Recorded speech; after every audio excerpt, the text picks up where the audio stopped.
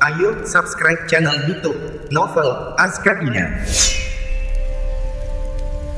Novel Perintah Raja Naga. Bab 5736, Aku akan melawanmu sampai mati. Lindungi Tuan Chen. Meskipun lukanya parah, Lao Hei meraung dan melangkah maju lagi, menggunakan tubuh besarnya untuk menghalangi jalan David. Naga-naga lain yang masih bisa bergerak juga berjuang untuk terbang, mencoba membentuk garis pertahanan terakhir.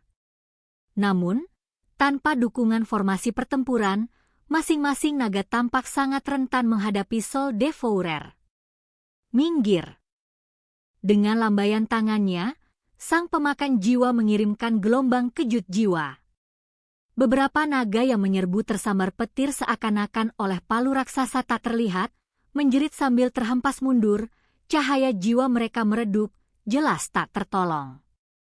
Si tua hitam mati-matian menyemburkan napas naga, namun napas itu dengan mudah dinetralkan oleh sang pemakan jiwa yang menghantamkan tangan raksasa yang terbuat dari kekuatan jiwa ke kepalanya. Ledakan! Tengkorak si hitam tua yang luar biasa keras retak, dan ia menjerit pilu. Tubuh naganya yang besar jatuh ke tanah seperti meteorit, menciptakan kawah yang dalam. Asap dan debu memenuhi udara, dan nasibnya tak diketahui.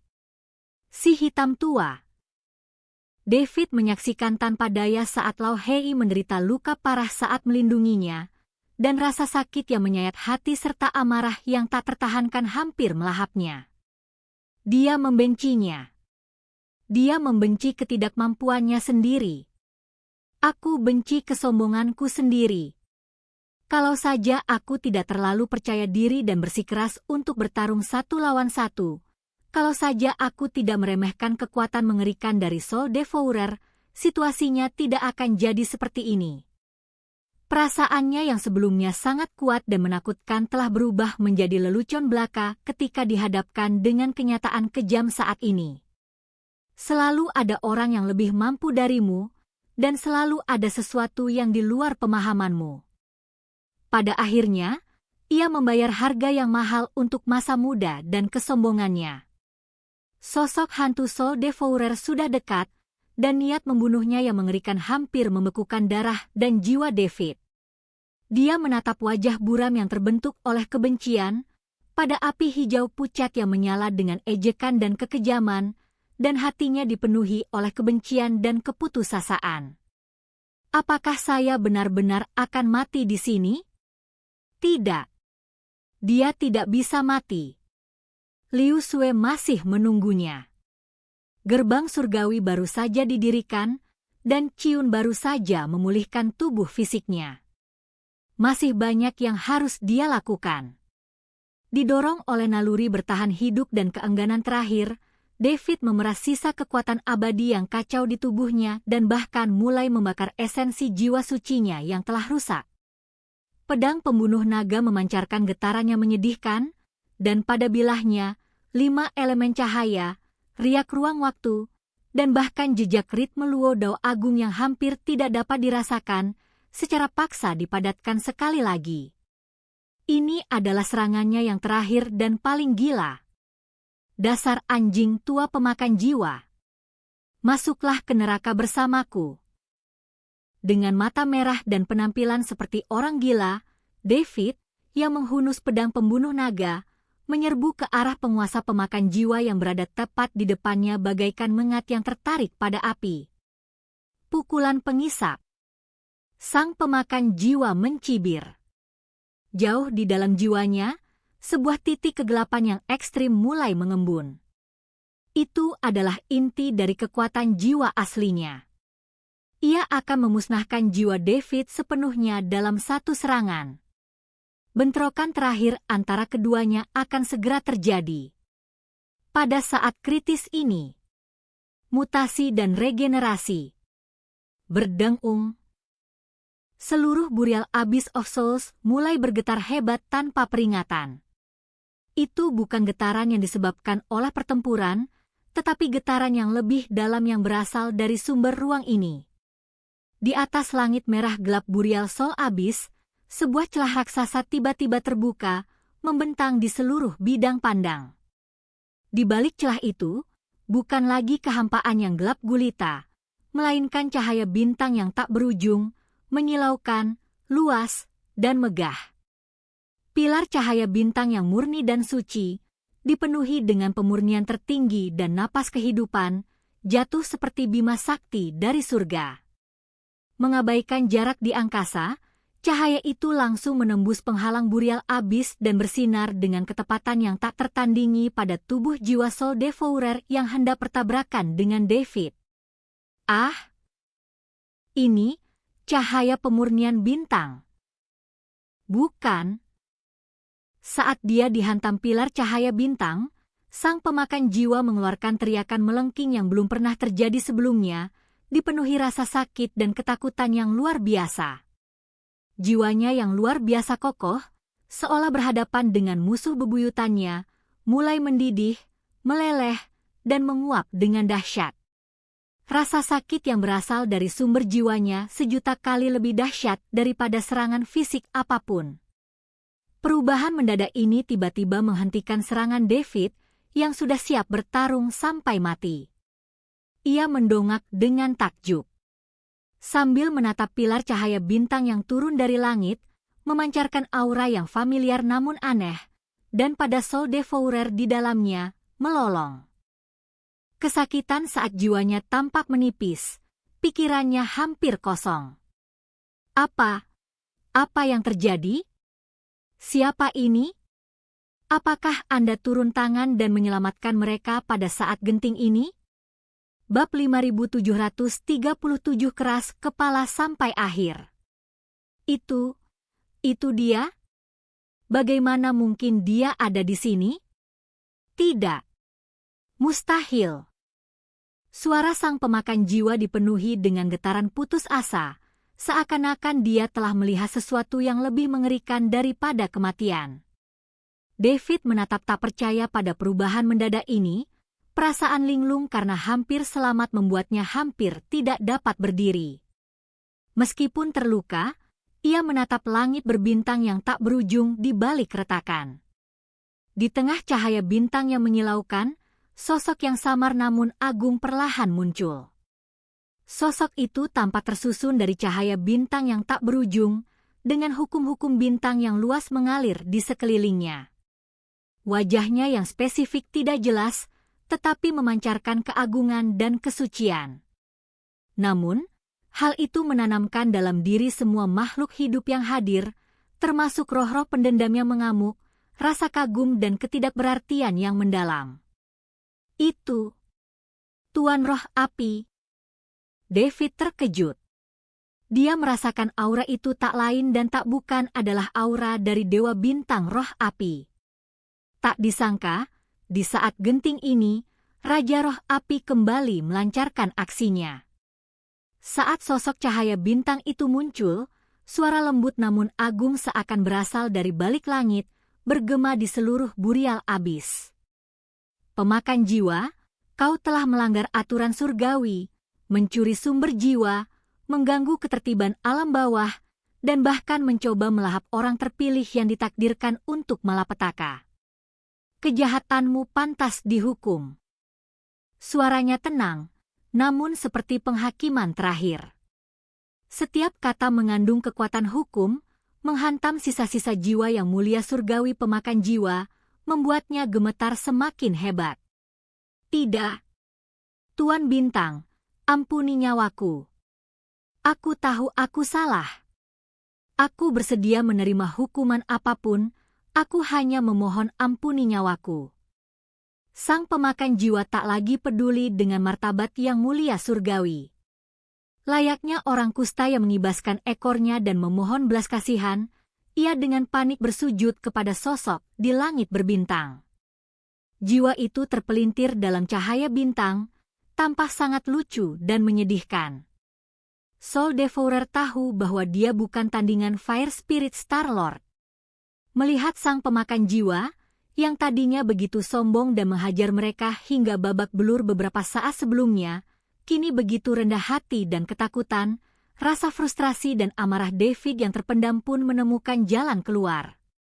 Dia dengan kuat menekan luka-lukanya, menegakkan punggungnya, dan meskipun berlumuran darah dan tampak sangat acak-acakan, wajahnya sekali lagi memancarkan senyum mengejek yang menyebalkan saat dia melepaskan rentetan serangan pada Soul Devourer yang meratap di bawah cahaya bintang. Bukankah ini anjing tua sombong yang menyebut dirinya yang mulia surgawi? Kenapa dia jadi begitu lemah hanya dalam beberapa menit? Bukankah dia baru saja akan mencabut jiwaku dan membakarku selama 10.000 tahun? Bukankah dia menyebut kita cacing dan semut? Ada apa denganmu? Kenapa gemetar? Aduh, jiwamu tipis sekali, seperti kain compang-camping. Mungkin akan hancur tertiup angin.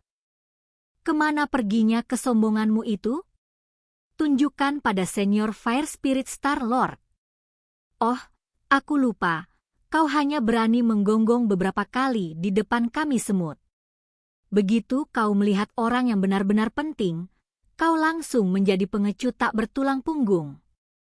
Kau benar-benar mempermalukan makhluk surgawimu.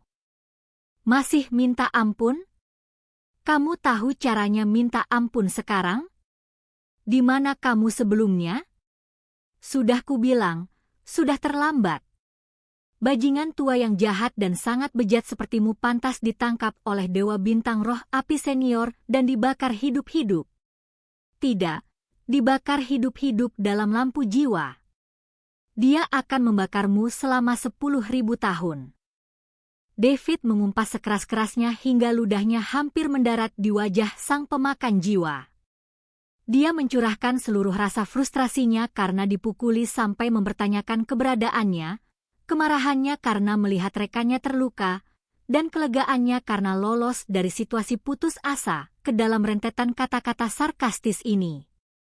Jiwa sang pemakan jiwa bergejolak karena omelan itu, dan api hijau hantu di tubuhnya berkobar liar, yang jelas menandakan bahwa ia akan meledak karena marah. Namun di bawah cahaya langit berbintang yang memurnikan dan keagungan Sang Raja Bintang, dia tidak berani mengucapkan sepatah kata pun. Ia hanya bisa menundukkan kepala dan menanggung hinaan yang memalukan itu. Kebenciannya terhadap David begitu kuat sehingga bahkan air sungai Netherworld pun tak mampu menghanyutkannya. Si tua Hei berusaha keras mengangkat kepalanya dari lubang yang dalam. Melihat pemandangan ini, ia menyeringai, mulutnya penuh darah. Ia ingin tertawa, tetapi rasa sakitnya memperparah lukanya, sehingga ia hanya bisa mengeluarkan suara-suara serak yang aneh. Naga-naga lain yang terluka juga merasa sangat lega, kata-kata. Tuan Chen benar-benar merupakan senjata kebenaran. Sosok Dewa Bintang Roh Api di langit berbintang tampak tak terpengaruh oleh perdebatan vulgar David. Wajahnya yang pucat tetap tanpa ekspresi saat ia kembali berbicara dengan tenang, menyatakan takdir yang mulia surgawi pemakan jiwa. Keras kepala dan tak termaafkan. Demi bintang-bintang, sucikanlah. Saat dia selesai berbicara, pilar cahaya bintang yang menembus langit dan bumi tiba-tiba menjadi lebih menyilaukan dan kokoh. Kekuatan pemurniannya meningkat lebih dari 10 kali lipat. Sang pemakan jiwa mengeluarkan ratapan terakhir yang putus asa. Jiwanya, bagaikan balok es yang dilemparkan ke dalam tungku baja, menyusut dan memudar dengan cepat, di ambang pemurnian total dan kembali ke ketiadaan. Semua orang menghela napas lega. Pertempuran yang sulit dan brutal ini akhirnya berakhir dengan cara yang tidak terduga.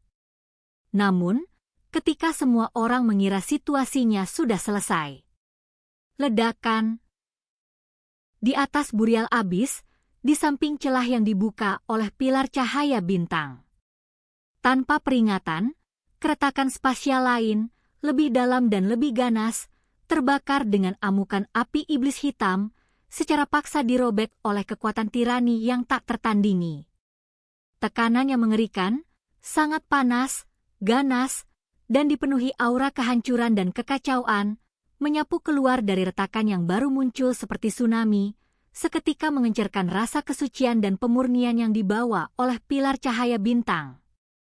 Bab 5738 berperilaku. Hahaha. Paktua roh api. Kemampuan macam apa yang bisa menindas jiwa yang tersisa? Lawanmu adalah Raja Iblis ini. Suara yang liar dan mendominasi, tampaknya mengandung api iblis yang tak berujung, meledak seperti guntur. Sesaat kemudian, sebuah tangan raksasa, sebesar gunung dan sepenuhnya terbuat dari api iblis hitam, tiba-tiba muncul dari celah api iblis dan langsung mencengkeram pilar cahaya bintang yang tengah memurnikan Soul Devouring Celestial Venerable. Raja Iblis Api yang membara. Di langit berbintang, sosok Dewa Bintang Roh Api berbicara untuk pertama kalinya, suaranya membawa sedikit nada serius dan marah. Tangan raksasa api iblis bertabrakan hebat dengan pilar cahaya bintang. Tidak terjadi ledakan dahsyat yang mengguncang bumi, hanya erosi dan pemusnahan dahsyat dari dua hukum kekuatan ekstrim. Cahaya bintang mencoba memurnikan api iblis, tetapi api iblis justru membakar cahaya bintang. Untuk sesaat, mereka terjebak dalam kebuntuan. David langsung mengerutkan kening saat melihat kemunculan tiba-tiba Raja Iblis Api, dan mengumpat dalam hati, "Sialan, kenapa Raja Iblis ini ada di sini lagi?" Kembali ke surga ke-6, jika bukan karena kemunculan tiba-tiba Raja Iblis Api, sang pemakan jiwa pasti sudah dibawa pergi oleh Raja Iblis Api sejak lama. Tepat ketika sang pemakan jiwa tampaknya akan dihancurkan, sang Raja Iblis Api benar-benar muncul kembali.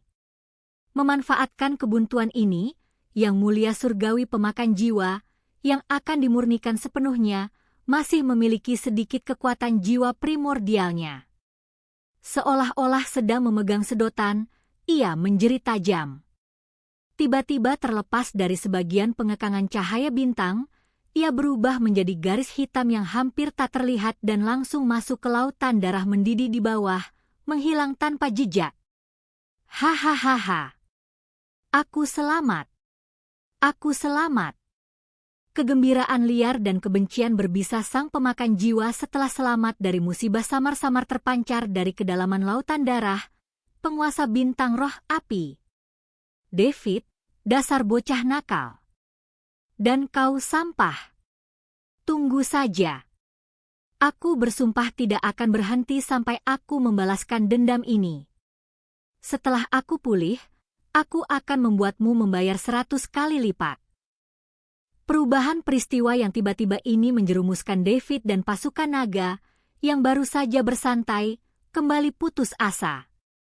Api harapan yang baru menyala telah padam oleh kemunculan tiba-tiba sang Raja Iblis. Di langit berbintang, Raja Bintang Roh Api tampak murka terhadap Raja Iblis Api yang telah ikut campur. Li Huo, apa kau tidak akan pernah berhenti? Suara Dewa Roh Api dipenuhi dengan kemarahan dingin. Roh Api, dasar orang tua bodoh, cukup omong kosongmu. Aku sudah lama ingin merasakan api murni langit berbintangmu. Beranikah kau melawanku, Raja Iblis dari balik langit? Suara Raja Iblis Api penuh dengan provokasi dan semangat juang. Mau mu. Kedua aura agung itu langsung terkunci satu sama lain, dan pada saat berikutnya, pilar cahaya bintang dan tangan raksasa api iblis secara bersamaan ditarik kembali. Sosok Dewa Bintang Roh Api di langit berbintang, dan Dewa Iblis Api di balik celah api iblis, tampaknya telah mencapai semacam kesepahaman diam-diam. Bersamaan dengan itu, mereka berubah menjadi dua lintasan cahaya, satu yang menyilaukan bagaikan galaksi dan yang lainnya segelap matahari iblis, yang seketika merobek penghalang 9 langit dan menghilang ke kedalaman alam semesta yang luas, menuju ke suatu tingkat dunia yang tidak diketahui untuk melancarkan pertempuran besar. Mereka datang dengan cepat dan pergi dengan cepat, seolah-olah mereka hanya lewat dan ikut campur dalam sesuatu, lalu seketika itu juga menggeser medan pertempuran akibat permusuhan mereka satu sama lain. di dalam Abyss of Souls, keheningan dan penindasan yang mematikan sebelumnya langsung kembali. Hanya David yang terluka, pasukan naga, sisa jiwa dari Soul Devouring Celestial Venerable yang baru saja melarikan diri dan keberadaannya tidak diketahui tetapi ancamannya masih ada, dan keretakan spasial yang perlahan menutup yang tersisa. Keputusasaan yang mengikuti harapan seringkali bahkan lebih menyesakan. Menatap burial Abyss yang kini tenang, David merasakan sakit yang luar biasa di sekujur tubuhnya dan jiwanya yang lemah. Ia kemudian menatap rekan-rekannya yang terluka dan lesu, lalu tak kuasa menahan senyum getir di bibirnya. Saudara kedua Raja Iblis Api berkobar, ketika aku menjadi kuat, orang pertama yang akan kubunuh adalah kau. Melihat Fire Spirit Star Lord dan Fire Demon Lord telah pergi, David berteriak sekeras-kerasnya. Tuan Chen, apa yang harus kita lakukan? Hei Tua bertanya pada David. Kembalilah ke sekte surgawi Yama. Setelah Senior Shen dan yang lainnya pulih, kita akan menyelesaikan urusan dengan pemakan jiwa ini. Kita, sebagai kandidat saja, tidak sebanding dengan pemakan jiwa itu, kata David. Baiklah. Hei Tua mengangguk. David telah kehilangan ambisi awalnya dan telah dibawa kembali ke dunia nyata oleh Soul Devourer. Meskipun dia memimpin pasukan naga untuk menaklukkan 9 surga, kekuatannya masih belum memadai untuk menghadapi individu yang benar-benar kuat. Ia bahkan berpikir untuk memimpin pasukan naga ke surga ke-36. Memikirkan kembali idenya, David merasa itu sangat naif. Seperti orang bodoh. Dia perlu pergi ke sekte surgawi Yama untuk meningkatkan kekuatannya terlebih dahulu. Kalau tidak, kalau mereka bahkan tidak mampu menghadapi Soul Devourer, bagaimana mereka bisa menghadapi Evil Path Palace? Lalu bagaimana dia bisa pergi ke surga ke-10, atau alam yang lebih tinggi lagi? Mereka datang dengan arogan, dan pergi dalam keadaan menyedihkan. David memimpin pasukan naga kembali ke sekte surgawi Yama dalam keadaan berantakan. Dia mengumpulkan semua sumber daya, lalu terjun ke menara penindasan iblis untuk berkultivasi. Bab 5739 David dipromosikan lagi. Memanfaatkan perbedaan aliran waktu di dalam menara dan sumber daya besar yang dijarahnya dari surga ke-9, David memulai perjalanan kultivasinya yang menggila. Pil-pil itu dimurnikan seperti permen, urat-urat spiritualnya langsung diekstraksi dan dilahap, dan berbagai benda aneh yang mengandung fragmen hukum dianalisis dan diserap secara paksa. Tubuhnya seperti lubang tanpa dasar, dengan rakus menyerap apapun yang dapat diubah menjadi kekuatan. Kekalahan telak dalam pertarungan melawan sang pemakan jiwa bagaikan cambuk yang tak henti-hentinya menyambarnya, membuatnya tak berani mengendur sedikit pun. Ilusi sebelumnya tentang menjadi sangat kuat telah hancur total, digantikan oleh pemahaman yang jelas dan pengejarannya mendesak terhadap tingkat yang lebih tinggi. Waktu berlalu begitu cepat di dalam menara penindas iblis. Beberapa hari kemudian, jauh di dalam menara penindasan iblis, aura kuat tiba-tiba meletus, menimbulkan badai di dalam menara. David tiba-tiba membuka matanya yang tertutup rapat, dan sekilas gambaran kekacauan yang tercipta serta hukum yang lahir dan hancur tampak melintas di kedalaman matanya. Tingkat kultivasinya akhirnya meningkat dari peringkat ke-6 alam manusia abadi ke peringkat ke-7. Meskipun dia hanya meningkat 1 peringkat, setelah pertarungan hidup mati dengan sang pemakan jiwa dan periode perenungan ini, dia merasa bahwa kekuatannya, akal sehatnya, serta pemahaman dan penerapan berbagai hukumnya beberapa kali lebih kokoh dan mendalam daripada sebelumnya. Jika dia berhadapan lagi dengan dirinya yang dulu, dia yakin bisa mengalahkannya dalam waktu 10 langkah. Pada saat yang sama, fluktuasi energi yang kuat juga datang dari bagian lain menara penindas iblis. Liu Sui adalah orang pertama yang keluar dari pengasingan. Ia berbakat secara alami, dan dengan sumber daya berlimpah yang diberikan oleh David dan lingkungan menara penekan iblis, luka-lukanya telah pulih sepenuhnya. Kultivasinya telah maju ke puncak peringkat ketiga alam surgawi abadi, dan auranya bahkan lebih halus dan seperti dunia lain, samar-samar berhubungan dengan keberuntungan gerbang surgawi yang dibangun kembali. Segera setelah itu, Yanantian dan Shen Xian juga muncul dari pengasingan. Luka-luka Yanantian telah sembuh, dan auranya menjadi semakin stabil dan mendalam. Setelah Shen Xian pulih sepenuhnya, auranya menjadi sedalam dan tak terduga seperti jurang, dengan jelas menunjukkan bahwa kekuatannya bahkan lebih besar dari sebelumnya. Semua orang menghela napas lega ketika melihat David keluar dari pengasingannya dengan selamat dan dengan terobosan dalam kultivasinya. Liu Sui segera melangkah maju, matanya yang indah dipenuhi kekhawatiran. David, kamu baik-baik saja? Apakah lukamu sudah sembuh total? Melihat Liu Sui yang wajahnya memukau dan tatapan matanya yang lembut, David merasakan kehangatan di hatinya dan mengangguk. Jangan khawatir, dia baik-baik saja sekarang dan bahkan sudah membuat beberapa kemajuan. Pada saat ini, tatapan Shen Xian menyapu David, secercah kejutan terpancar di matanya. Tuan Chen, tampaknya Anda telah memperoleh banyak hal dari pengalaman ini, dan fondasi Anda menjadi lebih kokoh. Namun, tampaknya ada sedikit kegelisahan pada diri Anda. Baru setelah Shen Xian menunjukkannya, David menyadari fluktuasi tak biasa yang berasal dari cincin penyimpanannya, disertai sedikit keluhan dan rasa kesal. Dengan pikirannya, dia membuka cincin penyimpanan itu. Aduh! Sebuah bayangan merah tua melesat keluar dengan tidak sabar dan mendarat di kaki David. Itu adalah unicorn api kecil yang sudah lama tidak menampakkan dirinya. Ia mengelus-elus kaki celana David dengan kepalanya dengan penuh kasih sayang, tetapi matanya yang cerah penuh dengan keluhan dan ketidakpuasan, dan ia mengeluarkan suara rintihan pelan, seolah-olah ia sedang menuduh sesuatu. David terkejut pada awalnya, lalu tiba-tiba menyadari. Sebelumnya, binatang pemakan kecil menemani kilin api kecil di ruang binatang roh cincin penyimpanan. Kini setelah binatang pemakan kecil pergi bersama Raja Iblis Awan Merah yang telah memulihkan tubuh fisiknya, hanya kilin api kecil yang tersisa di cincin penyimpanan.